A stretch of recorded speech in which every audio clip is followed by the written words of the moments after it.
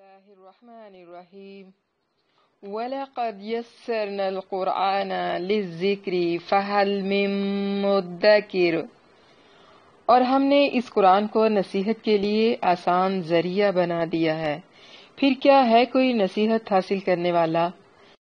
نحمدہ ونصلی علی رسولہ الکریم، اما بعد فاعوذ باللہ من الشیطان الرجیم، بسم اللہ الرحمن الرحیم۔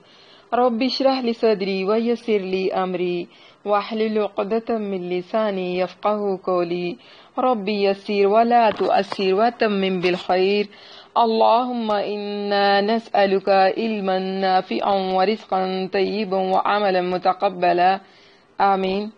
السلام علیکم ورحمۃ اللہ وبرکاتہ۔ کیسی ہیں آپ سب طالبات؟ دعا ہے اللہ سبحانہ و تعالی سے کہ وہ ہم سب کو صحت اور ایمان کی بہترین حالت پہ رکھے اور ہم سب سے اپنے دین کا بہترین کام لے لے، آمین۔ تفسیر سورۃ توبہ، پارہ نمبر 10، سبق نمبر 5، آیت نمبر 53 تا 63، 53 to 63۔ لفظی ترجمہ۔ بسم اللہ الرحمن الرحیم۔ قل کہہ دے، انفقو خرچ کرو، طوعاً خوشی سے، او کرہن یا نہ خوشی سے، لن یتقبل ہرگز قبول نہیں کیا جائے گا، منکم تم سے، انکم بے شک تم، کنتم ہمیشہ سے ہو، قوماً فاسقین فاسق لوگ، وما منعہم اور نہیں مانے ہوئی انہیں کوئی چیز، ان اس سے کہ تقبلا قبول کی جائیں، منہم ان سے، نفقاتہم ان کی خرچ کی ہوئی چیزیں، الا مگر، انہم یہ کہ انہوں نے کفروا کفر کیا، باللہ اللہ کے ساتھ، وبرسولہ اور اس کے رسول کے ساتھ، ولا یأتون اور وہ نہیں آتے، الصلاۃ نماز کو، الا مگر، وہم اس حال میں کہ وہ کسالى سست ہوتے ہیں، ولا ينفقون اور نہیں خرچ کرتے، الا مگر، وہم اس حال میں کہ وہ کارہون ناخوش ہوتے ہیں، فلا تجبک پس نہ بھلے معلوم ہو تجھے، اموالہم ان کے مال، ولا اور نہ اولادہم ان کی اولاد، انما اس کے سوا کچھ نہیں کہ یرید اللہ اللہ چاہتا ہے یا اللہ ارادہ کرتا ہے، لیعذبہم کہ انہیں عذاب دے، بہا ان کے ذریعے، فی الحیات الدنیا دنیا کی زندگی میں، وتزہق اور نکلیں، انفسہم ان کی جانیں، وہم اس حال میں کہ وہ کافرون کافر ہوں، وَيَحْلِفُونَ اور وہ قسم کھاتے ہیں، باللہ اللہ کی، انہم کہ وہ، لمنکم ضرور تم میں سے ہیں، وما ہم اور حالانکہ نہیں ہے وہ، منکم تم میں سے، ولکنہم اور لیکن وہ، قوم ایسے لوگ ہیں جو، یفرقون ڈرتے ہیں، لو یجدون اگر وہ پائیں، ملجأن کوئی پناہ کی جگہ، او مغارتن یا کوئی غار یا غاریں، او مدخلن یا گھسنے کی کوئی جگہ، لاولو تو لوٹ جائیں، الیہ اس کی طرف، وہم اس حال میں کہ وہ، یجمعون رسیاں توڑا رہے ہیں، ومنہم اور ان میں سے بعض، من وہ ہے جو، یلمزوک تجھ پر تان کرتے ہیں، فی الصداقات صدقات کے بارے میں، فإن سو اگر، اعطو وہ دیے جائیں، منہا ان میں سے، ردو تو خوش ہو جاتے ہیں، وإن اور اگر، لم یعطو نہ دیے جائیں، منہا ان میں سے، اذا ہم تو اسی وقت وہ، یسخطون ناراض ہو جاتے ہیں، ولو انہم اور اگر وہ، ردو راضی ہو جاتے، ما اس پر جو، عطاہم اللہ انہیں اللہ نے دیا ہے، ورسولہ اور اس کے رسول نے، وقالو اور کہتے حسبناللہ، ہمیں اللہ کافی ہے، سیؤتینا اللہ، ضرور دے گا ہمیں اللہ، من فضلہ، اپنے فضل سے، ورسولہ، اور اس کا رسول بھی، انا، بے شک ہم، اللہ، اللہ کی طرف، راغبون، رغبت رکھنے والے ہیں، انما، اس کے سوا کچھ نہیں کہ، الصدقات، صدقات، للفقراء، فقیروں کے لیے ہیں، والمساکین، اور مسکینوں کے لیے ہیں، والعاملین علیہا، اور ان پر کام کرنے والوں کے لیے، والمؤلفتی، اور ان لوگوں کے لیے کہ الفت ڈالنی مقصود ہو، یعنی ایسے لوگ جن کے دل اسلام کی طرف مائل ہوں، لٹکے ہوئے ہوں، والمؤلفت، اور مائل ہوں، یا ان لوگوں کے لیے الفت ڈالنی مقصود ہو، قلوبہم، ان کے دلوں میں، وفی الرقاب، اور گردنوں کے چھڑانے میں، والغارمین، اور تاوان بھرنے والوں میں، یعنی قرض داروں میں، وفی سبیل اللہ، اور اللہ کے راستے میں، وابن السبیل، اور مسافروں میں، فریضتاً، اس حال میں کہ ایک فرض ہے، من اللہ، اللہ کی طرف سے، واللہ، اور اللہ، علیم، سب کچھ جاننے والا، حکیم، کمال حکمت والا ہے، ومنہم، اور ان میں سے بعض، الذین، وہ لوگ ہیں جو، یوزون، ایذا دیتے ہیں، النبی، نبی صلی اللہ علیہ وسلم کو، ویقولون، اور کہتے ہیں، ہوا، وہ، اذن، ایک کان ہے، قل، کہہ دے، اذن، کان ہے، خیرن، بلائی کا، لکم، تمہارے لیے، یؤمنو، ایمان رکھتا ہے، باللہ، اللہ پر، ویؤمنو، اور ایمان رکھتا ہے، للمؤمنین، ایمان والوں کی بات کا، ورحمت، اور عظیم رحمت ہے، للذین، ان لوگوں کے لیے جو، آمنو، ایمان لائے، منکم، تم میں سے، والذین، اور وہ لوگ جو، یوزون، ایذا دیتے ہیں، رسول اللہ، اللہ کے رسول کو، لہم، ان کے لیے، عذاب، عذاب ہے، علیم، دردناک، یحلفون، وہ قسمیں کھاتے ہیں، باللہ، اللہ کی، لکم، تمہارے لیے، لیردوکم، تاکہ تمہیں خوش کریں، واللہ، حالانکہ اللہ، ورسولہ، اور اس کا رسول، احق، زیادہ حقدار ہیں، ان یردوہ، کہ اسے خوش کریں، ان، اگر، کانو، ہیں وہ، مؤمنین، ایمان لانے والے، علم یعلموا، کیا انہوں نے نہیں جانا، انہو، کہ حقیقت یہ ہے کہ، من، جو کوئی، یحادد اللہ، مقابلہ کرے گا اللہ کا، ورسولہ، اور اس کے رسول کا، فأن لہ، تو اس کے لیے، نار جہنم، جہنم کی آگ ہے، خالدن، ہمیشہ رہنے والا ہے، فیہا، اس میں، ذالکا، یہی ہے، الخزی، رسوائی، العظیم، بہت بڑی، قل انفقوا طوعا او کرها لن يتقبل منكم انکم کنتم قوما فاسقین، کہہ دے، خوشی سے خرچ کرو یا نہ خوشی سے، تم سے ہرگز قبول نہیں کیا جائے گا، بے شک تم ہمیشہ سے نافرمان لوگ ہو، قل انفقوا طوعا او کرہا، اس سے پہلے کہ ہم اپنی آیات کی تفسیر کی طرف آئیں، کل کے سبق کا خلاصہ کچھ تھوڑا سا دیکھ لیتے ہیں۔ کل کے سبق میں ہم نے پڑھا تھا غزوہ تبوک کے بارے میں، آج ہم پڑھیں گے مالی حالات کے بارے میں، یعنی اللہ کے راستے میں جو بھی کام کیا جاتا ہے وہاں مال لگتا ہے اور مال آتا ہے، دنیا کے ہر کام پر پیسے لگتے ہیں، خرچ بھی ہوتے ہیں، اسی طرح دین کے کاموں پر بھی خرچے آتے ہیں، لیکن کچھ لوگ ہمیشہ یہ سوچتے ہیں کہ ہم آئیں گے تو پیسے دیں گے، نہیں آئیں گے تو پھر ہم کیوں خرچ کریں، اللہ کا گھر چلانے کے لیے پیسوں کی ضرورت پڑتی ہے، لوگ سوچتے ہیں کہ دین کے لیے سب کچھ مفت میں مل جائے، لیکن جن کے دل اللہ سے جڑے ہوئے ہوتے ہیں وہ تو کتابوں پر بھی خرچ کرتے ہیں، مسجدوں پر بھی خرچ کرتے ہیں، دینی مدارس پر بھی خرچ کرتے ہیں، قرآن پر خرچ کرتے ہیں۔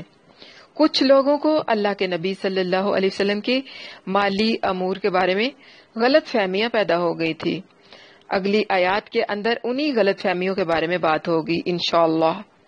اگلے رکوع میں منافقین کی کچھ مختلف قسم کی الٹی سیدھی عجیب و غریب حرکات بھی ہیں۔ جب انسان دنیا کے پیچھے پڑ جاتا ہے، جب انسان مال اور اولاد ہی کو ترجیح دے لیتا ہے، یعنی اپنی دنیا کی ترجیح بنا لیتا ہے، تو پھر وہ دین کے کاموں کی طرف نہیں آتا، دین کے کاموں سے وہ پیچھے رہ جاتا ہے، کیونکہ اس کی اولین ترجیح دنیا اور اولاد ہے۔ اس لیے وہ پہلے اپنی دنیا اور پھر اپنی اولاد کے لیے سوچتا ہے، اسی کے لیے وقت نکالتا ہے۔ دین کے کاموں میں وہ پیچھے رہ جاتا ہے، دین کے کاموں کے لیے اس کے پاس وقت نہیں رہتا۔ آج کے سبق میں ہم انشاءاللہ صدقات کی تقسیم کے بارے میں بھی پڑھیں گے۔ صدقات کو کس طرح بانٹنا ہے، مطلب یہ کہ زکوٰۃ وغیرہ کو کس جگہ پر اور کس طریقے سے، کس حیثیت سے اس کو خرچ کرنا ہے، آج ہم اس کی تفصیل پڑھیں گے۔ جو حدیث رسول صلی اللہ علیہ وسلم کی اہمیت کو نہیں سمجھتے، اب بتائیں ذرا کہ انہیں یہ تفصیل کہاں سے ملے گی۔ عزیزات، یہ تو تھا ہمارے آج کے سبق کا مختصر سا خلاصہ۔ اب ہم آتے ہیں اپنی تفسیر کی طرف۔ خرچ کرو خوشی سے یا ناخوشی سے، ہرگز تم سے قبول نہیں کیا جائے گا۔ کس لیے نہیں کیا جائے گا؟ کیونکہ تم نافرمان لوگ ہو، یعنی جو اللہ کے نافرمان ہوتے ہیں، اللہ تعالیٰ ان کا کچھ بھی خرچ کیا گیا، چاہے وہ صدقات کریں یا خیرات کریں یا وہ کہیں بھی کچھ بھی خرچ کرتے ہیں اللہ کی راہ میں، اللہ انہیں قبول نہیں کرتا۔ کیونکہ پہلی چیز ہوتی ہے اطاعت اور فرمانبرداری۔ اس وجہ سے اللہ ان کے صدقات اور ان کا خرچ کرنا قبول نہیں کرتا، کیونکہ وہ فاسق قوم ہے۔ اوپر کی آیات میں بتایا کہ منافقین کے لیے ہر حال میں عذاب ہے۔ اب اس آیت میں فرمایا کہ اس عذاب سے کسی طور پر وہ نجات نہیں پا سکتے، کیونکہ آخرت میں ان کی کوئی نیکی قبول ہی نہیں ہے، کیونکہ وہ فاسق لوگ ہیں، اللہ کے نافرمان ہیں۔ جب ان کی کسی قسم کی کوئی نیکی قابل قبول ہی نہیں ہوگی تو پھر تو ایٹومیٹکلی ان کے لیے آخرت میں کوئی حصہ نہیں رہے گا، آخرت میں تو ان کے لیے صرف عذاب ہی رہ جائے گا۔ غزوہ تبوک کے موقع پر بعض منافقین ایسے بھی تھے جو کہتے تھے ہمیں ساتھ لے جانے کی معافی دی جائے، اس کے بدلے میں ہم مالی مدد کرنے پر تیار ہیں۔ وہ یہ بات اس لیے کہتے تھے کہ کہیں مسلمانوں میں بالکل ہی بدنام ہو کر نہ رہ جائیں۔ انہی کا جواب اللہ تعالیٰ نے اس آیت میں دیا ہے کہ جن لوگوں کے دلوں میں نفاق ہے اور اللہ تعالیٰ اور اس کے رسول صلی اللہ علیہ وسلم کی دشمنی بھری ہوئی ہے، ان کی مالی مدد کسی بھی طور پر قبول نہیں کی جائے گی، چاہے وہ خوشی سے کریں چاہے وہ ناخوشی سے کریں۔ جد بن قیس نے مال خرچ کرنے کی بابت جو کہا تھا، اس کا جواب یہاں یہ ہے کہ بے اعتقاد کا مال قبول نہیں ہوگا۔ کچھ لوگ تو دین سے دور رہنا چاہتے ہیں، اپنے نہ جانے کے بہانے بنا کر کچھ مال بطور چندہ دے دیتے ہیں، یعنی اپنے کاروبار چھوڑ کر جہاد پر نہیں جانا چاہتے۔ جہاد میں جان جانے کا ڈر تھا، اس لیے بھی نہیں جانا چاہتے تھے، لیکن اپنا نفاق بھی چھپانا چاہتے تھے، تو بظاہر مجبوری لیکن اندر سے جہاد سے جان چھڑانے کے لیے کچھ مال لے کر آ گئے۔ کہنے لگے جہاد میں ہمارا حصہ ڈال لیں، ہم جا تو نہیں سکتے لیکن ہم اپنا حصہ ڈال رہے ہیں۔ تو اللہ تعالیٰ ان کے اس خرچ کرنے کو قبول نہیں کرتا، کیونکہ انما الاعمال بالنیات، اور اللہ تعالیٰ سے تو کچھ بھی پوشیدہ نہیں ہے، اللہ تعالیٰ نیتوں کے بھید جانتا ہے۔ اور پھر قبول نہ کرنے کی معقول وجہ بھی بتا دی ہے کہ تم فاسق اور نافرمان ہو، اللہ اور اس کے رسول کی اطاعت نہیں کرتے، ان سے محبت نہیں کرتے، ان کا کہنا نہیں مانتے، اس لیے تم نافرمان ہو، تمہارا کچھ بھی خرچ کرنا قبول نہیں کیا جائے گا، تمہاری کوئی بھی کی گئی نیکی آخرت میں تمہارے کام نہیں آئے گی۔ اللہ کے نبی صلی اللہ علیہ وسلم بھی انسان تھے، وہ انسان کے ظاہر کو دیکھ کر اچھا گمان کرتے تھے کہ شاید مخلص ہے، کوئی مجبوری ہے، اس وجہ سے نہیں جا سکتا، چلو مال تو دے رہا ہے وہ لے لیتے ہیں۔ لیکن اللہ دلوں کے بھید جانتا ہے، وہ منافقین کی چالوں کو سمجھتا ہے۔ اب تم اپنی جگہ اور ہم اپنی جگہ منتظر رہیں، دیکھیں پردہ غیب سے کیا ظاہر ہوتا ہے۔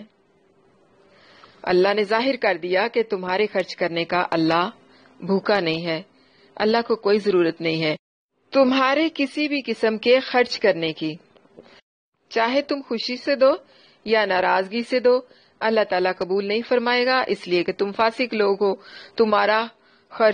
تمہارے خرچ کی عدم قبولیت کا باعث تمہارا کفر ہے، اور اعمال کی قبولیت کی شرط کفر کا نہ ہونا بلکہ ایمان کا ہونا ہے۔ اس وقت وہی نازل ہوتی تھی تو اللہ نے ان کی منافقت ظاہر کر دی، یعنی کہ لوگ جو نماز نہ پڑھیں، مسلمانوں کے ساتھ مخلص نہ ہوں، لیکن چند روپے دے کر یا چند روپیوں کی مدد دے کر کہتے ہیں کہ اسلام میں ہمارا حصہ ڈال لیں، ہم بہت مخلص ہیں، ہم آپ کے ساتھ چلنا چاہتے ہیں، ساتھ دینا چاہتے ہیں، لیکن ہماری مجبوری ہے، اس وجہ سے ہم آپ کا ساتھ نہیں دے پا رہے، اس لیے آپ ہماری طرف سے یہ مدد قبول کر لیں، ہمارا حصہ ڈال لیں۔ یعنی کس لیے؟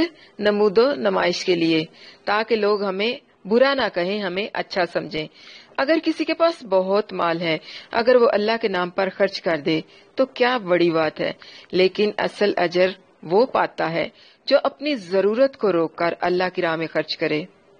کسی نے بچے کی شادی کے لیے مال جمع کیا، دین کو ضرورت پڑی تو خرچ کر دیا۔ کسی نے گھر میں کمرہ بنانے کے لیے مال جمع کیا، کسی ضرورت مند مسکین کو ضرورت پڑ گئی تو اپنا گھر بنانے کے لیے جمع شدہ مال میں سے اس پہ خرچ کر دیا تو بہترین اجر ملے گا۔ اسی طرح غزوہ تبوک کے لیے مال اور اسباب کی ضرورت تھی، اللہ کے نبی صلی اللہ علیہ وسلم نے اعلان کیا، کون ہے جو اللہ کی راہ میں خرچ کرے؟ اسی طرح مسلمانوں نے صدقات اور خیرات کرنے میں ایک دوسرے سے بڑھ چڑھ کر حصہ لیا، ایک دوسرے سے آگے نکلنے کی کوشش کی۔ حضرت عثمان بن عفان نے ملک شام کے لیے ایک قافلہ تیار کیا تھا جس میں پالان اور کجاوے سمیت 200 اونٹ تھے اور 200 اوقیہ چاندی تھی، تقریباً 29.5 کلو۔ آپ نے یہ سب صدقہ کر دیا۔ اس کے بعد پھر 100 اونٹ پالان اور کجاوے سمیت صدقہ کیا۔ اس کے بعد 1000 دینار تقریباً 550 کلو سونے کے سکے لے آئے اور انہیں نبی کریم صلی اللہ علیہ وسلم کی آغوش میں بکھیر دیا۔ رسول اللہ صلی اللہ علیہ وسلم انہیں الٹتے پلٹتے جاتے اور فرماتے جاتے، آج کے بعد عثمان جو بھی کریں انہیں ضرر نہیں ہوگا۔ اس کے بعد حضرت عثمان نے پھر صدقہ کیا اور صدقہ کیا، یہاں تک کہ ان کے صدقے کی مقدار نقدی کے علاوہ 900 اونٹ اور 100 گھوڑے تک جا پہنچی۔ ادھر حضرت عبد الرحمن بن عوف 200 اوقیہ تقریباً 29.5 کلو چاندی لے آئے۔ حضرت ابوبکر صدیق نے اپنا سارا مال حاضر خدمت کر دیا اور بال بچوں کے لیے اللہ اور اس کے رسول کے سوا کچھ نہ چھوڑا۔ حضرت عمر رضی اللہ عنہ نے اپنے گھر کا آدھا مال خیرات کر دیا۔ حضرت عباس بہت سا مال لائے۔ حضرت سعد بن عبادہ اور محمد بن مسلمہ یہ سب بھی بہت سارا مال لے کر آئے۔ حضرت عاصم بن عدی 90 وسق یعنی 13,500 کلو 13.5 ٹن کھجور لے کر آئے۔ اسی طرح باقی صحابہ نے بھی پے در پے صدقات کر کے ایک دوسرے سے سبقت لے جانے کی کوشش کی۔ خواتین نے بھی بھرپور ساتھ دیا، کسی نے اپنے کنگن دے دیے، کسی نے اپنا بازو بند، کسی نے اپنی ماتھا پٹی دے دی، کسی نے اپنی رنگز دے دی، کسی نے اپنے کی رنگز دے دیے، کسی نے اپنا لاکٹ اپنی چین دے دی، یعنی کسی نے بھی نہ صحابہ میں سے نہ صحابیات میں سے کسی نے اللہ کی راہ میں دینے سے اپنا ہاتھ روکا اور نہ ہی کسی قسم کی بخیلی سے کام لیا۔ صرف منافق تھے جو صدقات میں بڑھ چڑھ کر حصہ لینے والوں پر تانا زنی کرتے تھے کہ یہ ریاکار ہیں، اور جن کے پاس اپنی مشقت کے سوا کچھ نہ تھا ان کا مذاق اڑاتے تھے کہ دیکھو بھائی یہ 1 مد یا 2 مد کھجور سے قیصر کی مملکت کو فتح کرنے کے لیے نکلے ہیں۔ ان کی نیکیاں اللہ کو راضی کرنے کے لیے تھی۔ یہ مخلص لوگ تھے۔ فاسق کسی ڈر یا ضرورت پر اللہ کی راہ میں خرچ کرتے ہیں، اللہ کی محبت میں خرچ نہیں کرتے۔ حضرت ابوبکر صدیق رضی اللہ عنہ سے پوچھا کہ ابوبکر اپنے گھر میں بھی کچھ چھوڑ کے آئے ہو؟ اپنے گھر والوں کے لیے کیا چھوڑ کے آئے ہو؟ تو حضرت ابوبکر صدیق رضی اللہ عنہ کہنے لگے، اللہ اور اس کے رسول صلی اللہ علیہ وسلم کی محبت چھوڑ آیا ہوں۔ تو یہ تھے وہ صحابہ، قربان جائیں صحابہ کی عظمت پر۔ وہ لوگ جو صحابہ پر بھونکتے ہیں، بکواس کرتے ہیں، ان کو صحابہ کی عظمت کے سامنے سر جھکانا چاہیے اور اپنے ان فاسد خیالات اور اپنی بکواسیات پر اللہ تعالیٰ سے توبہ کرنی چاہیے، وگرنہ دنیا میں بھی رسوا اور آخرت میں بھی رسوائی ان کا مقدر بنے گی۔ بہرحال اللہ کے رسول صلی اللہ علیہ وسلم نے اس انتظام کے بعد شمال کی جانب کوچ فرمایا۔ جمعرات کا دن تھا، منزل تبوک تھی، لشکر بڑا تھا، 30,000 مرد تھے۔ اس سے پہلے مسلمانوں کا اتنا بڑا لشکر کبھی نہیں تھا ہوا، اس لیے مسلمان ہر چند مال خرچ کرنے کے باوجود लश्कर को पूरी तरह तैयार न कर सके, बल्कि सवारी और तोशे की सख्त कमी थी। 18-18 आदमियों पर एक ऊंट था, यानी एक ऊंट पर 18-18 आदमी थे, जिस पर ये लोग बारी बारी सफर करते थे। इसी तरह खाने के लिए बसा औकात दरख्तों की पत्तियां इस्तेमाल करनी पड़ती थी, जिससे होंठों में वर्म आ गए। इसीलिए इसको कहते हैं जैशुल उसरा, यानी तंगी का लश्कर। इन्नकुम कुंतुम कौमन फासिकीन। अमल की कबूलियत के लिए पहली शर्त है तकवा। अगर तकवा नहीं तो अमल भी कबूल नहीं, क्योंकि अल्लाह को ना तो तुम्हारी कुर्बानियों का गोश्त पहुंचता है, ना खून पहुंचता है, तकवा। तो जो अल्लाह की राह में दिया जाता है वो अल्लाह को माल नहीं पहुंचता, तकवा पहुंचता है। तो इसलिए अमल की जो कबूलियत है उसकी अव्वलीन शर्त है तकवा, जो तुम में है ही नहीं। किन में? कौमम फासिकीन। इन्नकुम कुंतुम कौमन फासिकीन, क्योंकि तुम तो फासिक कौम हो। जिस तरह के अल्लाह ताला ने सूरत मायदा की आयत नंबर 27 में भी फरमाया, इन्नमा यतक़ब्बलुल्लाहु मिनल मुत्तक़ीन, कि अल्लाह सिर्फ मुत्तकी लोगों से ही कबूल करता है। हमारे लिए इसमें अमल का नुक्ता क्या है? तकवा इख्तियार करना है और हर काम अल्लाह की रजा और उसकी खुशी के लिए करना है और पूरे दिल से करना है, वगरना अमल कबूल नहीं। बिना तकवा के कोई अमल काबिल कबूल नहीं। अल्लाह सिर्फ मुत्तकी लोगों से कबूल करता है। वमा मनाअहुम अन तुक़बला मिनहुम नफ़क़ातुहुम इल्ला अन्नहुम कफ़रू बिल्लाहि व बिरसूलिहि वला यअतून अस्सलाता इल्ला वहुम कुसाला वला युनफिकूना इल्ला वहुम कारिहून। और इन्हें कोई चीज इससे माने नहीं हुई कि उनकी खर्च की हुई चीजें कबूल की जाएं, मगर ये बात कि बेशक उन्होंने अल्लाह के साथ और उसके रसूल के साथ कुफर किया और वो नमाज को नहीं आते मगर इस तरह के सुस्त होते हैं, और खर्च नहीं करते मगर इस हाल में कि वो नाखुश होते हैं। व मा मनाअहुम अन तुक़बला मिनहुम नफ़क़तुहुम। इस आयत के अंदर सदकात ना कबूल होने की 3 वजूहात बयान की गई हैं। नंबर 1, उनके दिल अल्लाह और उसके रसूल पर ईमान नहीं लाते, ईमान से खाली हैं, बल्कि वो दोनों के मुनकर हैं और उनका कुफर उनकी बातों से साफ जाहिर होता रहता है। नंबर 2, ईमान की बदनी शहादत यानी नमाज, तो वो भी ये लोग दिल की खुशी से नहीं अदा करते, बल्कि मारे बांधे सुस्ती से सिर्फ अपने ईमान का दिखावा करने के लिए पढ़ते हैं, सर से बोझ उतारने के लिए। उनका सुस्ती से आना इस बात की दलील है कि लोगों के सामने हुए तो पढ़ ली, अकेले हुए तो छोड़ दी, जिस तरह के सूरत निसा की आयत नंबर 42 में भी पढ़ा था। तीसरे नंबर पर है माली इबादत। माली इबादत भी ये लोग खुशी से नहीं देते, बल्कि मजबूरन जुर्माना समझकर अदा करते हैं। अब उनका खर्च किया हुआ माल अल्लाह ताला की जनाब में कैसे कबूल हो सकता है? पक्के मोमन तो अपने माल की पकीज़गी और सकून कल्ब के हसूल के लिए ज़कात देते हैं, जिस तरह के फरमाने वाली ताला है सूरत तौबा आयत नंबर 103, खुज़ मिन अमवालिहिम सदक़तन तुतहिरुहुम व तुज़क्कीहिम बिहा वसल्ली अलैहिम इन्ना सलातका सक़नुन लहुम। इनके मालों से सदका ले, इसके साथ तू इन्हें पाक करेगा और इन्हें साफ करेगा, और उनके लिए दुआ कर, बेशक तेरी दुआ उनके लिए बाइसे सकून है। नमाज हमारे कम्युनिटी सेटअप का हिस्सा है कि दिन में 5 दफा हम लोग एक दूसरे से मिलते हैं, मस्जिद में इकट्ठे होते हैं। जब हमें हय्या अलल फलाह हय्या अलल सलाह की सदा आती है तो मस्जिद की तरफ जाते हैं।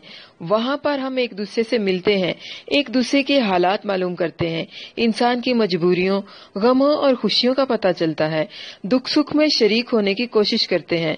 इस्लाम एक ऐसा खूबसूरत दीन है, वो हमें एक ऐसा साफ सुथरा और खूबसूरत निजाम देता है जिससे हमें ये तरगीब मिलती है कि हमने दूसरों के दुख सुख, गम खुशी, मजबूरियों में उनका साथ देना है। हमारा इस्लाम हमें इस चीज का दर्स नहीं देता कि उसका हमसाया घर के अंदर मरा पड़ा रहे, लेकिन उसको खबर ना हो, तब पता चले जब उसके घर से 2 महीने के बाद लाश की बदबू आए। देखें, अगर कोई इंसान, कोई बंदा 5 वक्त नमाज पढ़ता है, मस्जिद में आता है, अब अगर वो चंद दिन से मस्जिद में नहीं आ रहा تو مسجد کے جو نمازی ہیں انہیں اس کا خیال رکھنا چاہیے، اس کا پتہ کرنا چاہیے کہ آیا یہ جو ہماری مسجد کا نمازی تھا ہر روز 5 وقت وہ نماز کے لیے مسجد میں آتا تھا، اب وہ مسجد میں کیوں نہیں آ رہا، اس کے ساتھ کیا مسئلہ ہے، اس کی کیا مجبوری ہے۔ تو اس طرح یہ جو نماز ہے نا، یہ ہمارے معاشرتی نظام کا ایک بہت ہی خوبصورت حصہ ہے جو ہمیں ایک دوسرے سے جوڑتا ہے۔ یعنی اللہ تعالیٰ تمہارے عمل کو قبول کرے تو کیسے کرے؟ تمہارا تو کوئی عمل نیک ہے ہی نہیں، تمہارا کوئی عمل سچی محبت والا ہے ہی نہیں۔ تم نماز پڑھنے کے لیے آتے ہو تو سستی کرتے ہوئے، گرتے پڑتے، مارے باندھے آتے ہو، سست اور کاہل ہو کر، دیکھا دیکھی میں لوگوں کو دکھانے کے لیے 2-4 ٹھونگے لگائے اور بس سر سے بوجھ اتار پھینکا۔ متقیوں کے اعمال قبول ہوتے ہیں، تم فاسق ہو، تمہارے اعمال قبول نہیں ہوں گے، تمہارے اعمال گرے ہوئے ہیں، قبولیت کی سند کو نہیں پہنچتے، بادل نخواستہ خرچ کرتے ہو، دل کی تنگی سے، دکھاوا کرنے کے لیے، محبت سے نہیں۔ تو اس میں ہمارے لیے عمل کا نقطہ کیا ہے کہ ہم نے اپنا جائزہ لینا ہے۔ ہم سب کی دین کے ساتھ محبت کیسی ہے؟ کیا دین کے کاموں میں ہمارا دل لگتا ہے؟ ہماری نمازیں کیسی ہیں؟ دین کا کام ہم لوگ شوق سے کرتے ہیں یا نہیں کرتے؟ دین سے اپنے بچے جیسی محبت کرتے ہیں یا نہیں کرتے؟ دین کو جب ہماری ضرورت پیش آتی ہے تو ہم خوشی سے اس کے لیے قربانی دینے کے لیے تیار ہوتے ہیں یا نہیں ہوتے؟ دین کو گلے سے لگائیں، دین سے محبت کیجیے اور اپنی دنیا اور آخرت کو سنوار لیجیے۔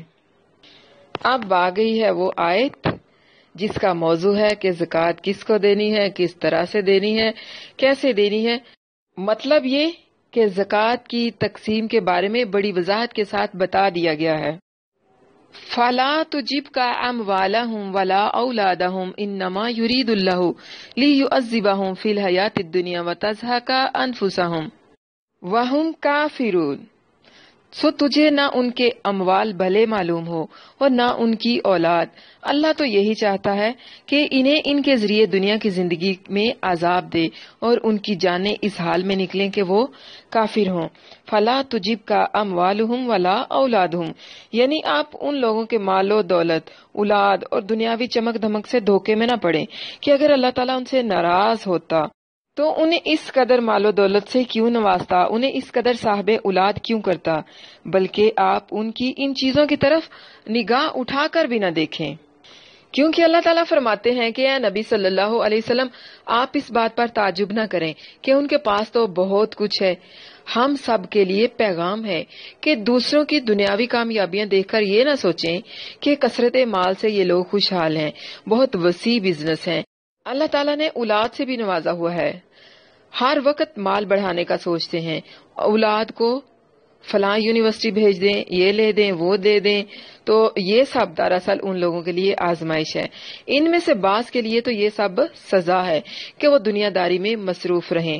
اب اس بات سے ہرگز یہ نہیں آپ نے سوچ لینا کہ جس کے پاس مال ہے یا اگر وہ بچوں کو اعلیٰ تعلیم دلوا رہا ہے تو شاید یہ غلط ہے، ہرگز نہیں۔ اوپر والی آیت کا معنی یہ ہے کہ یہ صرف مال بڑھانے اور اولاد کا ہی نہیں سوچتے رہیں، مال کمائیں، بچے پڑھائیں، لیکن صرف یہی نہیں سوچتے رہیں، اس کو زندگی کا مقصد نہ بنائیں۔ آپ لوگوں کی کوشش، آپ لوگوں کی جد و جہد دنیا اور آخرت دونوں کے لیے ہونی چاہیے۔ بچوں کو دنیا کی تعلیم دلوائیں، ساتھ دین کی تعلیم بھی دلوائیں، بچوں کو اچھا کھلائیں، ساتھ میں انہیں عاجزی کرنا بھی سکھائیں، ان کو اللہ کے دین کی خاطر کوشش کرنا، محنت کرنا اور بھاگ دوڑ کرنا سکھائیں۔ اللہ تو یہ چاہتا ہے کہ انہی چیزوں کے ذریعے سے ان کی دنیا کی زندگی میں انہیں عذاب میں مبتلا کر دے۔ مال اور اولاد، یہ دونوں چیزیں عذاب بھلا کیسے بنتی ہیں؟ جب ان کا غلط استعمال کیا جاتا ہے۔ مال سے انسان اپنی زندگی کو خوشحال اور آرام دہ بنانا چاہتا ہے، انسان سہل پسند ہے، بہت آرام پسند۔ مثال کے طور پر اگر بہت زیادہ ایئر کنڈیشنر میں رہے تو جسم کے لیے اچھا نہیں، یا بہت زیادہ ہم لوگ ہیٹر کے پاس بیٹھے تو بھی صحت کے لیے نقصان دہ ہے۔ اچھی چیز کیا ہے؟ میانہ روی، سادگی۔ بہت مرغن اور چٹپٹے کھانے جو ہوتے ہیں نا، وہ بھی صحت کو خراب کر دیتے ہیں۔ بعض اوقات نوکریاں اور کاروبار ایسے ہوتے ہیں جن میں انسان مصروف ہو جاتا ہے اور اپنی مصروفیت کی بنا پر وہ اللہ تعالیٰ کے احکامات کو نظر انداز کرتا رہتا ہے، یعنی کہ اسے نہ اپنے کھانے کی ہوش ہوتی ہے نہ اسے اللہ کے احکامات کی ہوش ہوتی ہے. تو اس طرح یہ مال، یہ اولاد آزمائش بن جاتی ہے. دیکھ لیں کہ ذرا اولاد کیسے آزمائش بنتی ہے. والدین خود کافر جیسے ابو جہل اور اولاد مسلمان ہوگی، باپ عبداللہ بن ابی جیسا منافق اور بیٹا اسلام، اور اللہ کے نبی صلی اللہ علیہ وسلم پر جان قربان کرنے والا مخلص صحابی. بے دین والدین اپنی نیک اولاد کو دیکھ کر خوش نہیں ہوتے، وہ چاہتے ہیں کہ بچے ہمارا کہنا مانیں. کچھ مائیں بیٹیوں کو حجاب نہیں کرنے دیتی، بیٹیوں کو روکتی ہیں، بیٹیوں کو کہتی ہیں پلکنگ کروائیں، اس کے بنا آپ خوبصورت نہیں لگتی. کچھ والدین کو بچوں کی داڑیاں پسند نہیں ہیں. کچھ والدین پیسہ خرچ کر کے بچوں کو پڑھاتے ہیں، وہ بچے کامیاب ہو کر والدین کو بھول جاتے ہیں. وہی بچے جن کے لیے والدین اپنی نیندیں قربان کرتے ہیں، ان کے لیے ہر قسم کی جائز و ناجائز خواہشات پوری کرنے کے لیے دنیا میں ہیرا پھیریاں کرتے ہیں، وہی بچے پھر ان کو ملنے ہی نہیں آتے اور والدین ان کو دیکھنے کے لیے ترس جاتے ہیں. تو بعض بچے اتنا دین سے دور ہیں کہ والدین کی عزت تک نہیں کرتے، والدین کو گالیاں دیتے ہیں، ان کے ساتھ برا سلوک کرتے ہیں. خاص طور پر ایسا ان لوگوں کے ساتھ ہوتا ہے جو والدین اپنی اولاد کو حلال روزی نہیں کھلاتے، جن کی پرورش حلال روزی سے نہیں بلکہ حرام روزی سے کرتے ہیں، تو ان کی اولاد کے اندر بھی اس رزق کا اثر آتا ہے. آج لوگوں نے اپنی زندگیوں کے مقصد بدل دیے ہیں، مال اور اولاد کو اپنا مقصد حیات بنا لیا ہے. آج پیسہ بھی ہے، امت مسلمہ کی تعداد بھی بہت زیادہ ہے، ماشاءاللہ عبادت گزار بھی بہت ہیں، لیکن لوگوں نے دین کو زندگی کا مقصد نہیں بنایا. آج اسی دین کی دوری کی وجہ سے امت مسلمہ کا توازن بگڑا ہوا ہے. آج کے حالات کا جائزہ لیں اور غزوہ تبوک کو سوچیں کہ اگر آج کے حالات میں آپ کو تبوک کے لیے نکلنا پڑتا تو آپ کیا کرتے؟ کیا آپ بھی صحابہ کی طرح سمعنا و اطعنا کہہ کر چل پڑتے؟ صحابہ کا ایمان دیکھیے، اللہ کے نبی صلی اللہ علیہ وسلم نے حکم دیا تو انہوں نے کیا کہا؟ سمعنا و اطعنا، اور چل پڑے. عقل تو بڑی سیانی ہوتی ہے، وہ تو ہمیشہ سیانے سے مشورے دیتی ہے نا کہ گھر بیٹھو آرام کرو، کوئی ضرورت نہیں ہے نکلنے کی، کوئی ضرورت نہیں ہے جانے کی. یہ اللہ اور نبی صلی اللہ علیہ وسلم کی محبت اور اطاعت ہمیں دین کے لیے کچھ نہ کچھ کرنے کا شوق دلاتی ہے. دین اسلام سے محبت ہمارے اندر دین کی تڑپ پیدا کرتی ہے، عقل سے نہیں، دل سے پوچھ لیں. نیکیوں کی دوڑ میں پیچھے نہیں رہنا. اس میں ہمارے لیے عمل کا نقطہ کیا ہے کہ ہم نے خود کو ذہنی طور پر تیار رکھنا ہے اللہ کے دین کی خدمت کے لیے، اور اللہ کے دین کی خدمت کا ہر جذبہ ہم نے اپنے اندر پیدا کرنا ہے. ایک طرف اولاد آنکھوں کی ٹھنڈک اور ایک طرف عذاب اور آزمائش ہے. فی زمانہ آج یہ مسئلہ بہت زیادہ ہے. ہم نے مال اور اولاد کے معاملات میں توازن رکھنا ہے، نہ تو بے وقوف اور بھولے بنے رہنا ہے اور نہ ہی دنیا داری میں مصروف رہنا ہے، بلکہ میانہ روی کا راستہ اختیار کرنا ہے. اب یہاں تک تو تھی منافقین کی باتیں، آگے مزید انہی کی صفات کا تذکرہ آ گیا پھر سے. وَيَحْلِفُونَ بِاللَّهِ إِنَّهُمْ لَمِنْكُمْ وَمَا هُمْ مِنْكُمْ وَلَكِنَّهُمْ قَوْمٌ يَفْرَقُونَ، اور وہ اللہ کی قسم کھاتے ہیں کہ بے شک وہ ضرور تم میں سے ہیں، حالانکہ وہ تم میں سے نہیں، اور لیکن وہ ایسے لوگ ہیں جو ڈرتے ہیں. لو یجدون ملجأ او مغارۃ او مدخلا لولوا الیہ وہم یجمعون، اگر وہ کوئی پناہ کی جگہ پالیں یا کوئی غار یا گھسنے کی کوئی جگہ تو اس کی طرف لوٹ جائیں، اس حال میں کہ وہ رسیاں تڑا رہے ہوں. وَيَحْلِفُونَ بِاللَّهِ فَارِقَ يَفْرَقُ، سخت خوف زدہ ہونا اور گھبرانا، یعنی یہ منافق تم سے شدید خوف کی وجہ سے اپنے کفر کا اظہار نہیں کر سکتے اور نہ ہی مقابلے میں آنے کی اپنے اندر جرت پیدا کرتے ہیں، کیونکہ اس صورت میں انہیں اپنے قتل اور بیوی بچوں کے لونڈی اور غلام بننے کا بہت زیادہ خطرہ ہے. اس لیے قسمیں کھا کھا کر کہ ہم تم میں سے ہیں دعویٰ کرتے ہیں. نفاق آدمی میں دوسروں کا خوف اور بزدلی پیدا کرتا ہے. پوائنٹ بھی نوٹیڈ کہ جو بندہ منافق ہے، جس کے دل میں نفاق ہے، وہ ہمیشہ بزدل اور دوسروں سے ڈرنے والا ہوتا ہے. نفاق ہمیشہ دل کے اندر بزدلی اور ڈر پیدا کرتا ہے. इनकी तंग दिली, इनकी परेशानी, घबराहट और बेइत्मीनानी का हाल तो इस तरह से है कि तुम्हारे पास आकर तुम्हारे दिल में घर करने के लिए और तुम्हारे हाथों से बचने के लिए, अपनी इज्जतों को महफूज करने के लिए, अपनी जानों को महफूज करने के लिए बड़ी लंबी चौड़ी और जबरदस्त किस्म की कस्में खाते हैं कि अल्लाह की कसम हम तो तुम्हारे साथ हैं, हम तो मुसलमान हैं। हालांकि हकीकत इसके बरअक्स है। वो लोग सिर्फ खौफ और डर की वजह से, जो उनके पेट में दर्द पैदा कर रहा होता है ना, उसकी वजह से वो इस बात का एतराफ करते हैं, हालांकि वो दिल से मुसलमान नहीं होते। यानी कहते तो अपने आप को मुसलमान हैं, लेकिन डरते हैं और अपना हुलिया और हाल गैर मुस्लिमों जैसा बनाकर फिरते हैं। या अपने आप को मुसलमान तो कहते हैं, लेकिन गैर मुस्लिमों के साथ रहते हैं और डरते हैं कि कहीं लोग उनको मजहबी ना समझ लें। ऐसा होता है ना, बहुत सारे लोग इस बात को बड़ा महसूस करते हैं कि लोग हमें ये ना समझ लें कि ये पेंडू हैं, ये तो बैकवर्ड हैं, ये तो बड़े मजहबी किस्म के बंदे हैं, ये तो बड़े सख्त किस्म के बंदे हैं। लौ यजिदूना मलजाअन, मलजा कहते हैं पनाह लेने की जगह को।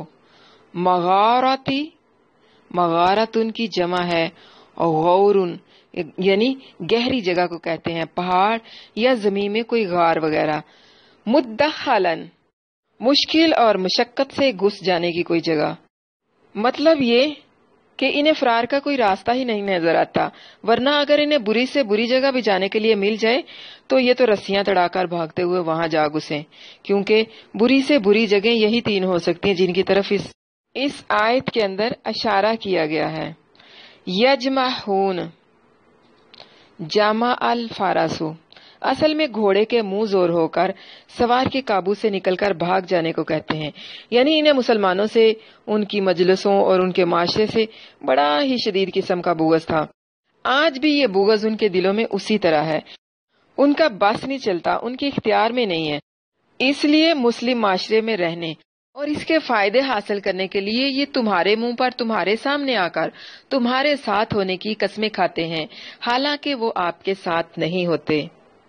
ये सिर्फ उनकी मुनाफकत है कि जब आपके पास आते हैं तो कहते हैं हम आपकी तरफ हैं, और जब अपने सरदारों की तरफ होते हैं, अपने शैतानों की तरफ होते हैं तो कहते हैं कि हम तो उनके साथ मजाक करते थे, हम तो तुम्हारे साथ ही हैं। मुनाफिक को अल्लाह पर भरोसा नहीं होता। जब दीन को उनकी जरूरत होती है तो ये छुप कर बैठ जाते हैं, जब कोई दीनी काम हो तो एक तरफ हो जाते हैं, अपने आप को गैरों में मिला जुला कर रखते हैं ताकि कोई दीनी काम ना करना पड़े, ताकि चेकिंग ना हो जाए। दाढ़ी वालों और नकाब वालों की चेकिंग जो होती है ना, वो ज्यादा होती है। इसलिए अपना हाल हुलिया बदल लें। हमें अपने मुसलमान होने पर फख्र होना चाहिए, अपने यकीन को मजबूत रखना है। अगर आज इन्हें अपने बचाव के लिए कोई कला मिल जाए, जमीन में कोई गार महफूज समझ ले या किसी सुरंग का पता चल जाए, तो वो अपनी रस्सियां तड़वाते हुए वहीं पर जा घुसेंगे। तेरे पास उनमें से एक भी नजर नहीं आएगा, क्योंकि इन्हें तुझसे कोई मोहब्बत या उन्स तो है नहीं। ये तो सिर्फ जरूरत और मजबूरी और खौफ की बिना पर आपके पास आते हैं, आपकी खुशामद करते हैं। इसमें हमारे लिए अमल का नुक्ता क्या है? हम मुसलमानों को अपने रवैये अच्छे रखने हैं, बेहतरीन इखलाक दिखाना है। इस्लाम में बहुत ताकत है। ये झूठे बहाने नहीं बनाने, दीन पर अमल करना है, तो दुनिया में भी इज्जत मिलेगी और आखिरत में भी। गैर मुस्लिम कहते होंगे कैसे मुसलमान हैं, अपने दीन पर ही अमल नहीं करते, औरतें पर्दा नहीं करती, मर्द धोखे देते हैं, फ्रॉड करते हैं, शराबें पीते हैं, दाढ़ी नहीं रखते, सुन्नत पर अमल नहीं करते। देखिए, अगर हम मुसलमान हैं तो हमें किसी चीज पर भी शर्माना नहीं चाहिए, बल्कि हमें इस पर फख्र करना चाहिए, अल्हम्दुलिल्लाह कहना चाहिए कि अल्लाह ताला ने हमें मुसलमान बनाया, मुसलमानों के घरों में पैदा किया। अल्लाह ताला दिल की मुनाफकत को पसंद नहीं करता, कुफर को पसंद नहीं करता। व मिनहुम मन यलमिजुका फिस सदाक़ात फ़इन ऊतू मिनहा रदू व इल्लम युतू मिनहा इज़ा हुम यस्खतून। और उनमें से कुछ वो हैं जो तुझ पर सदकात के बारे में तान करते हैं, फिर अगर इनमें से दे दिया जाए तो खुश हो जाते हैं, और अगर इन्हें इनमें से ना दिया जाए तो उसी वक्त नाराज हो जाते हैं। व मिनहुम मन यलमिजुका फिस सदाक़ात, लामाजा ऐब निकालना, तान करना, یہ بھی منافقین کی ایک صفت تھی۔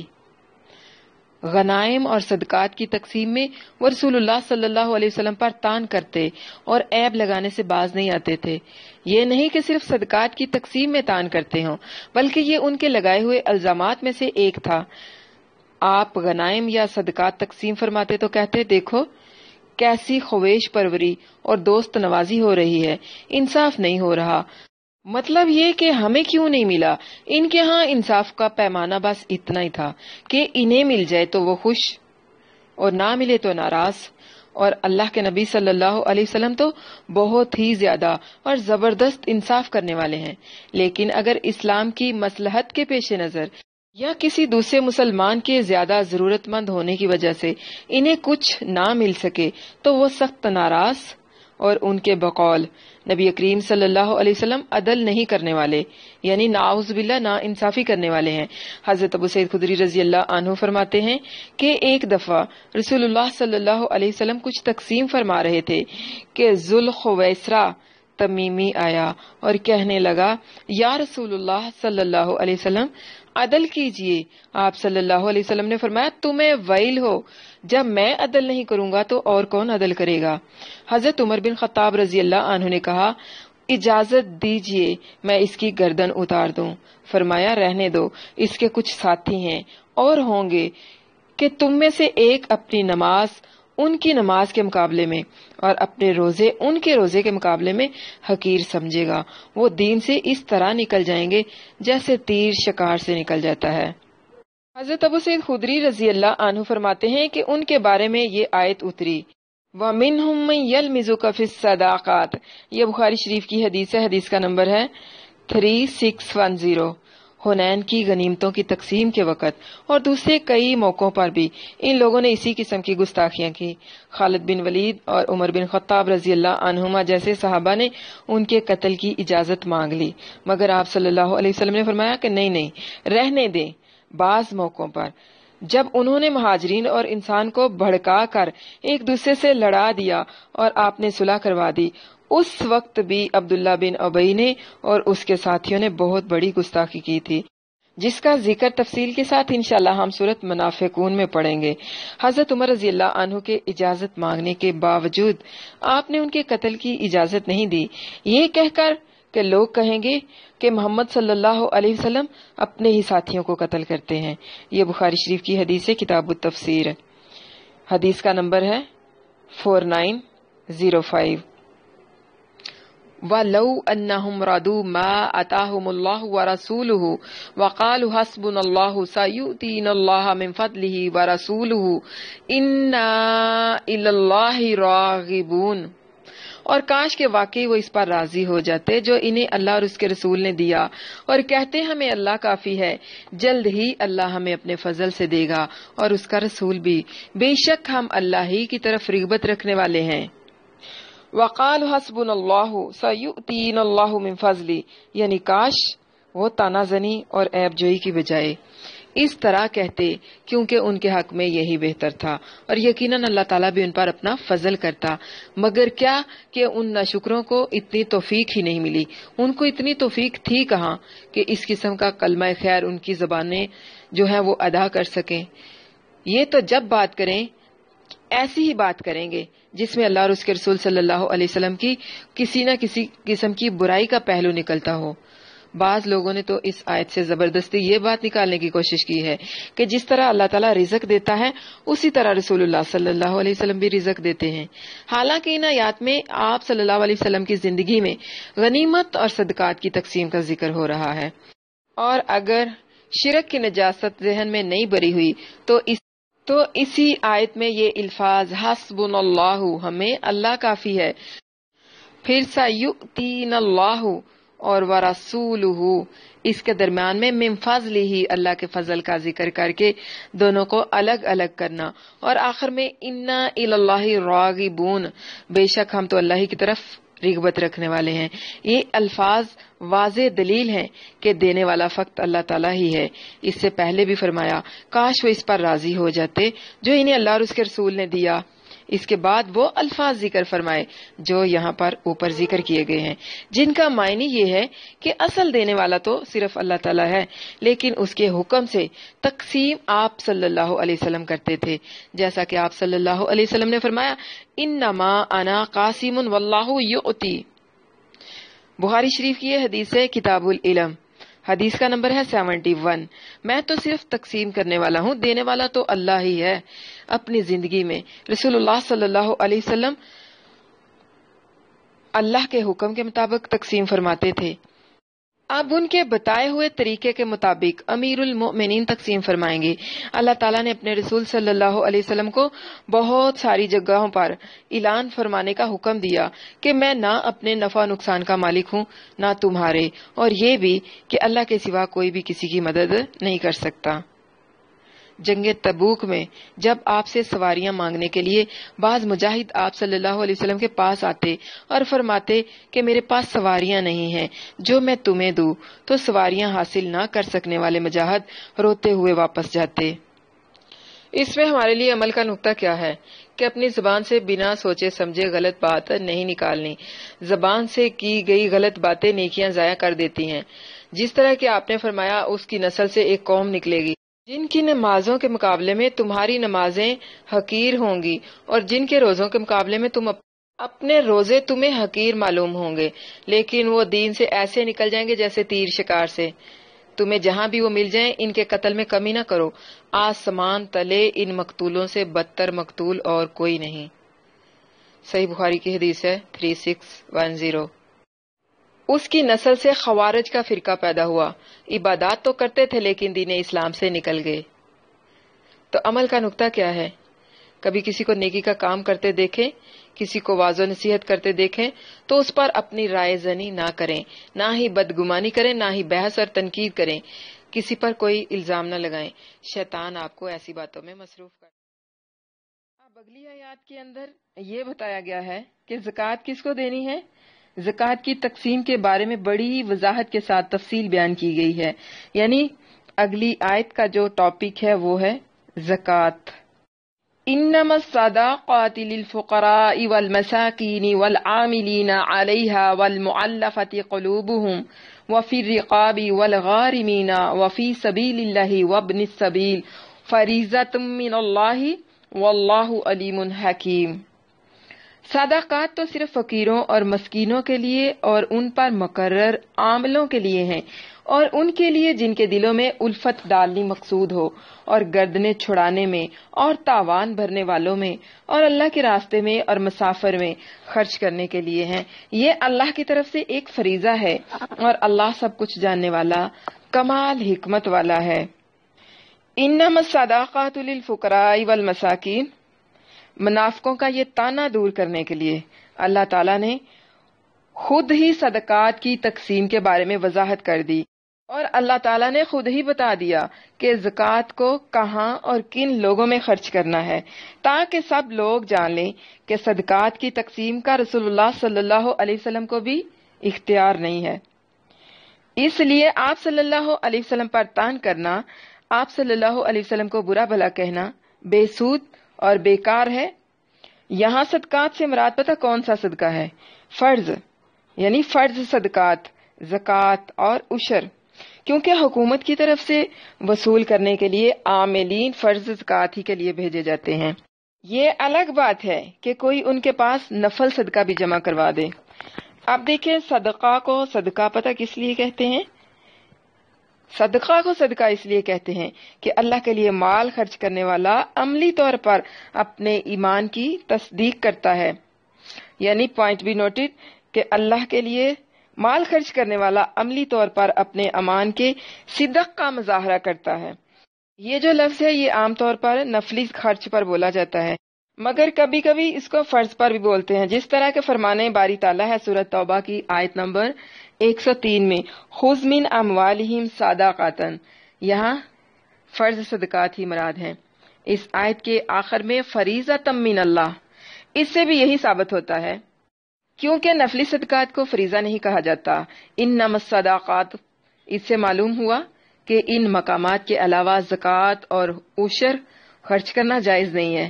کہاں کہاں اللہ تعالیٰ نے خود بتا دیا ہے. للفقراء والمساکین والعاملین والمؤلفہ وفی الرقاب والغارمین وفی سبیل اللہ وابن السبیل. یعنی زکوٰۃ کس کو دینی ہے, کس کو دی جا سکتی ہے زکوٰۃ؟ فقیروں کو, مسکینوں کو, اور ان لوگوں کے لیے جو صدقات کے کام پر مامور ہوں, یعنی زکوٰۃ وغیرہ جمع کرنے کے لیے حکومت نے ان کو مقرر کیا ہو, اور ان کے لیے جن کی تالیف قلب مطلوب ہو, مطلب مؤلفۃ القلوب, جن کے دل اسلام کی طرف لٹکے ہوئے ہیں, ان کے دل میں اسلام کی الفت ڈالنے کے لیے ان کو زکوٰۃ دینا جائز ہے.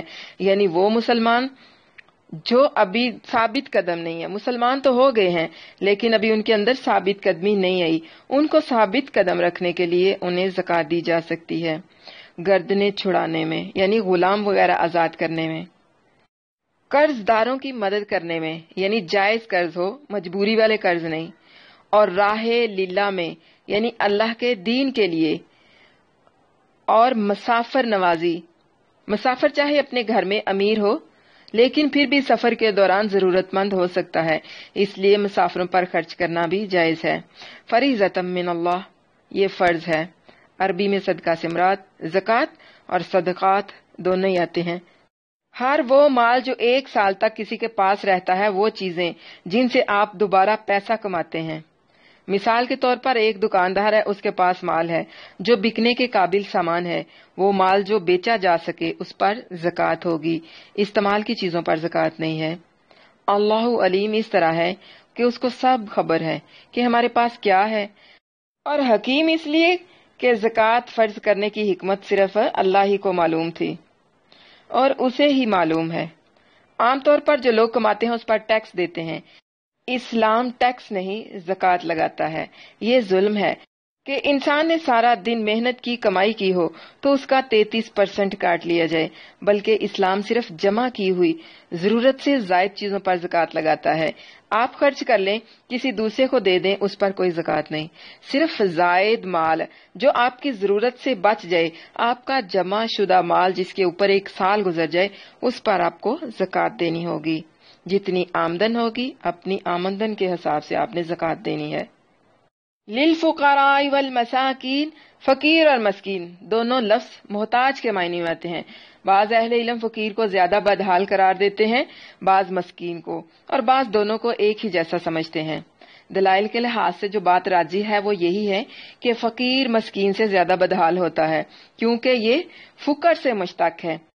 کمر کے مہروں کو کہتے ہیں فقرات الظاہری.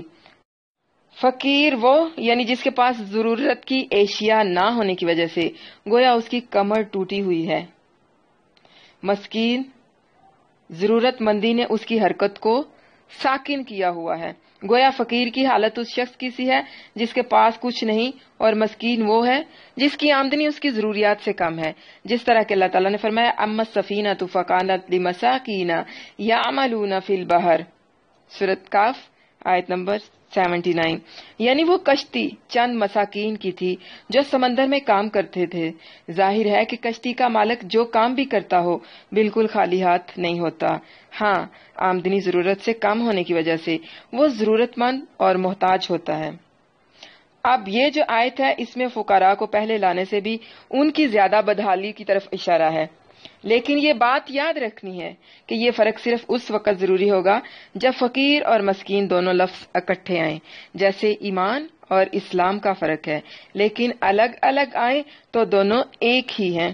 اسی طرح ان میں سے صرف فقیر یا مسکین کا لفظ آئے تو وہ دونوں قسم کے ضرورت مندوں پر بول لیا جاتا ہے, خواہ ان کے پاس کچھ ہو یا نہ ہو. یعنی یہ جو دونوں ہیں یہ زکوٰۃ کے مستحق ہیں, خواہ وہ بدحال فقیر ہوں یا وہ سفید پوش متوسط طبقے کے ضرورت مند مسکین. والعاملین علیہا, زکوٰۃ اور عشر کی وصولی کے لیے رسول اللہ صلی اللہ علیہ وسلم آدمی مقرر فرماتے تھے اور باقاعدہ ان کا محاسبہ فرماتے تھے. آپ صلی اللہ علیہ وسلم جس کو اس کام پر مقرر فرماتے اس کی آمد پر اس کا محاسبہ کرتے اور فرماتے کہ حکومت کے اعمال کو ملنے والے تحائف کو ان کے لیے لینا بالکل جائز نہیں ہے.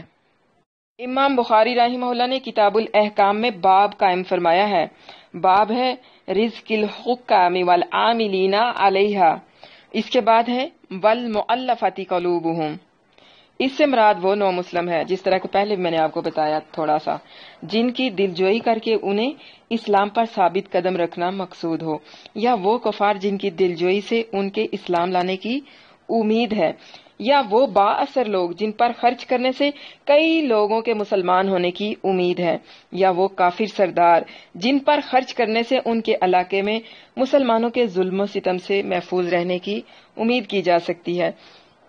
بعض لوگ کہتے ہیں کہ اسلام کے غلبے کے بعد یہ مد ختم ہو گئی، جیسا کہ امیر المومنین حضرت عمر بن خطاب رضی اللہ عنہ نے فرمایا، مگر موجودہ زمانے کے حالات کو سامنے رکھیں تو آج کل شاید رسول اللہ صلی اللہ علیہ وسلم کے زمانے سے بھی زیادہ اس کی ضرورت ہے، کیونکہ کفار اسی طریقے سے مسلمانوں کو مرتد کر رہے ہیں۔ اس کے بعد ہے وفیر رقاب، گردنیں چھڑانے میں۔ اب گردنیں چھڑانے سے مراد غلاموں کو خرید کر آزاد کرنا ہے، مکاتب غلاموں کی جنہوں نے اپنے مالکوں سے اپنی قیمت قسطوں میں ادا کرنے کی شرط پر آزادی کا معاہدہ کیا ہوا ہے، ان کی مدد کرنا۔ تو آج کل دیکھ لیں کہ عدالتوں کے کفریہ نظام کی وجہ سے بے گناہ لوگ یا وہ گناہگار جن کی شرعی سزا قید نہیں ہے مگر کافرانہ قانون کی وجہ سے قید میں ہیں، یا کفر کی عدالتوں کا عائد کردہ جرمانہ ادا نہ کر سکنے کی وجہ سے، یا مقدمے کے اخراجات ادا نہ کر سکنے کی وجہ سے جیلوں میں سال ہا سال سے سزا کاٹ رہے ہیں، جیلوں میں سڑ رہے ہیں، ان کو چھڑوانے پر زکوٰۃ صرف کرنا جائز ہے، واللہ عالم۔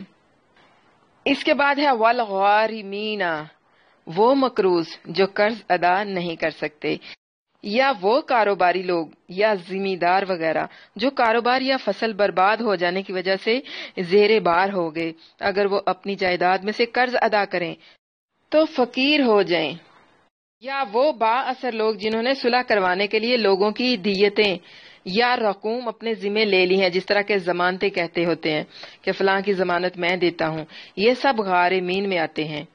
وفی سبیل اللہ، اس لفظ کے دو استعمال ہیں، ایک تو ہر نیکی ہی اللہ کے لیے اور اللہ کے راستے میں ہے، اور فقراء اور مساکین وغیرہ پر خرچ بھی فی سبیل اللہ ہے، جن کا ذکر اسی آیت میں پہلے ہو چکا ہے۔ دوسرا ان سب سے الگ فی سبیل اللہ ہے، اس سے مراد تمام مفسرین کے اتفاق کے ساتھ وہ ہے جہاد فی سبیل اللہ۔ مجاہد غنی بھی ہو تو اس پر جہادی ضروریات کی خاطر خرچ کیا جا سکتا ہے۔ حدیث میں حج اور عمرہ کو بھی اس مد میں شامل کیا گیا ہے۔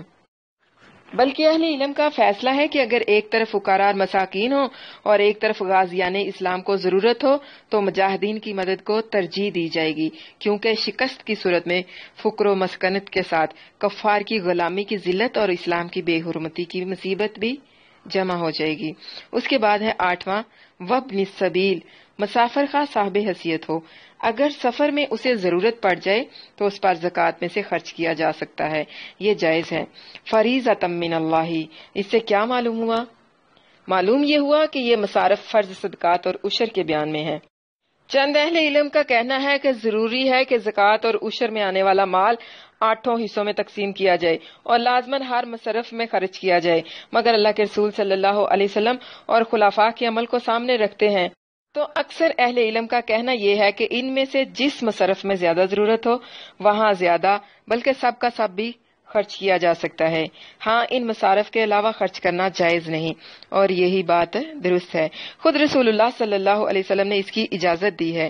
یاد رہے کہ فرض صدقہ صرف مسلمانوں پر خرچ کیا جا سکتا ہے، کیونکہ رسول اللہ صلی اللہ علیہ وسلم نے حضرت معاذ رضی اللہ عنہ کو یمن بھیجتے وقت انہیں اہل یمن کو کلمہ شہادت اور روزانہ 5 نمازیں تسلیم کر لینے کے بعد زکوٰۃ بتانے کا حکم دیا کہ اللہ تعالیٰ نے ان کے اموال میں صدقہ فرض فرمایا ہے، تؤخذ من اغنیائہم فترد فی فقرائہم، جو ان کے دولت مندوں سے لیا جائے گا اور انہی کے فقراء میں تقسیم کیا جائے گا۔ بخاری شریف کی یہ حدیث ہے، حدیث کا نمبر ہے 1496۔ مؤلفۃ القلوب پر خرچ بھی دراصل مسلمانوں ہی پر خرچ کرنے کی ایک صورت ہے۔ تو یہ تھے زکوٰۃ کے وہ مصارف جن پر فرض صدقات جو ہیں خرچ کرنے ہیں۔ اب آپ کا کانسیپٹ کلیئر ہو گیا ہوگا کہ زکوٰۃ کہاں کہاں خرچ کرنی ہے۔ وَمِنْهُمُ الَّذِينَ يُؤْذُونَ النَّبِيَّ وَيَقُولُونَ هُوَ أُذُنٌ قل اذن خیر لکم یؤمن باللہ ویؤمن للمؤمنین ورحمۃ للذین آمنوا منکم والذین یؤذون رسول اللہ لہم عذاب علیم۔ اور ان میں سے کچھ وہ ہیں جو نبی کو ایذا دیتے ہیں اور کہتے ہیں وہ تو ایک کان ہے، کہہ دے تمہارے لیے بلائی کا کان ہے، اللہ پر یقین رکھتا ہے اور مومنوں کی بات کا یقین کرتا ہے، اور ان کے لیے ایک رحمت ہے جو تم میں سے ایمان لائے، اور جو لوگ اللہ کے رسول کو ایذا دیتے ہیں ان کے لیے دردناک عذاب ہے۔ ہوا اذنن، یہ عربی زبان کا محاورہ ہے کہ یہ نرے کان ہیں۔ نعوذ باللہ، یہ نبی صلی اللہ علیہ وسلم تو کان کے کچے یا لائی لگ ہیں، ہر ایک کی بات سن کر یقین کر لیتے ہیں، یعنی یہ اپنی باتوں سے نبی صلی اللہ علیہ وسلم کو تکلیف دیتے ہیں۔ پہلی بات تو یہ کہ یہ منافقین جنگ تبوک پر جانا نہیں چاہتے تھے، پھر وہ نبی صلی اللہ علیہ وسلم کے پاس آ کر طرح طرح کے بہانے کرتے۔ جب نبی صلی اللہ علیہ وسلم ان کی خیر خواہی سے بات سن لیتے ہیں تو باہر جا کر کہتے ہیں یہ نبی تو کان کا کچا ہے، نعوذ باللہ، جس کی بات سنتا ہو اس کی مان لیتا ہے۔ نبی صلی اللہ علیہ وسلم کے اعتبار پر ان کا مذاق اڑاتے۔ اللہ تعالیٰ فرماتا ہے کہ اللہ کے نبی صلی اللہ علیہ وسلم کا اعتبار کر لینا اور ہمدردی کرنا تمہارے لیے بہتر ہے۔ خلاصہ حدیث ہے، نبی صلی اللہ علیہ وسلم نے فرمایا کہ مومن بھولا بھالا ہوتا ہے، لوگوں کے ظاہر پر قیاس کر لیتا ہے۔ تو اس میں ہمارے لیے بھی عمل کا نقطہ یہی ہے کہ ہر بات میں اپنی رائے نہیں دینی، بدگمانی نہیں کرنی، جب کوئی بات بتائے سن لیں اور مان لیں، کسی کو کچھ کرتے دیکھیں تو ان کے لیے دعا کریں۔ مثال کے طور پر اگر کوئی نیک کام کر رہا ہے اور کرتے کرتے رک گیا ہے تو اس کو شرمندہ نہ کریں بلکہ اس کی اصلاح کرنے کی کوشش کریں، پیار اور حکمت کے ساتھ اس کی اصلاح کریں۔ یؤمن باللہ، یہاں یؤمن اس کے بعد با آ گیا ہے، اس کے معنی ہے ایمان لانا، لیکن اگر یؤمن کے بعد لام آ جائے وَيُؤْمِنُ لِلْمُؤْمِنِينَ تو معنی بات ماننا اور یقین کرنا ہے۔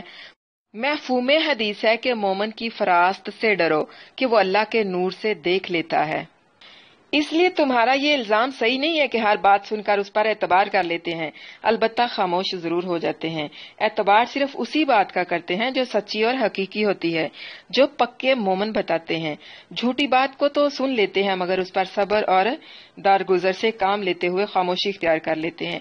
یہ چیز صرف تمہارے حق میں خیر ہے، یعنی یہ چیز جو ہے نا، یہ خاموشی تمہارے ہی لیے بہتر ہے، ورنہ آپ جھوٹی بات سن کر اگر اس پر فوراً مواخذہ کرنے والے ہوتے تو تم اپنے جھوٹے عذروں کی بنا پر یا تو سب کے سب قتل کر دیے جاتے یا پھر مدینہ سے باہر نکال دیے جاتے، تو ان کا خاموش رہنا آپ ہی کے لیے خیر ہے۔